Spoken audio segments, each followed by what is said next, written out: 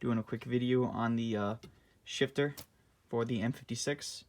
I'm doing a manual swap on my 99 V70 GLT, and I just wanted to do a quick video about the shifter assembly. So I got this out of a 1999 naturally aspirated S70. In 99 they had metal shifter bodies, 98s they did, I believe, all the way from 850 all the way to 99 they used metal shifter bodies, and then in 2000 they started to phase into like a more plastic shifter body. I wanted to go with the metal shifter body for my swap because I thought it'd be a lot more sturdy and wouldn't flex as much. So I got this. It was kind of gross. I washed it. It was covered in something that leaked through the center console of the previous owner. I took all this assembly apart. This is the old ball seat right here. Kind of snapped on the edges, so that came off really easily. And then there's a little clip right here and a spring washer, and then there's a bushing right here, a bushing right here, and that bushing right there. So that slides out of there, and then once you take that clip off, this slides out. So I washed this metal piece with this long rod. I took out these two bushings and that bushing, and I washed them really thoroughly, and re-greased them. Re-greased this, put that on the end of this rod, which I also cleaned, and then re-greased everything else. And so this back end, put on the clip, so everything, you know, nice and repacked with grease. And then I ordered a new ball seat to replace this old and disgusting one.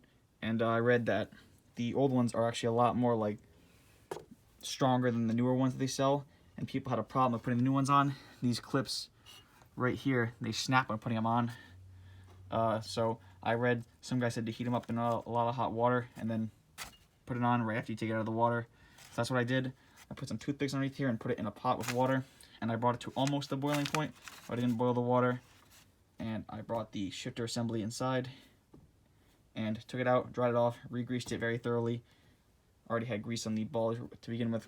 Put it on, and then I got a big socket. I put the socket on the end, and then I used a rubber mallet, and I lightly tapped these clips in to make sure they didn't break.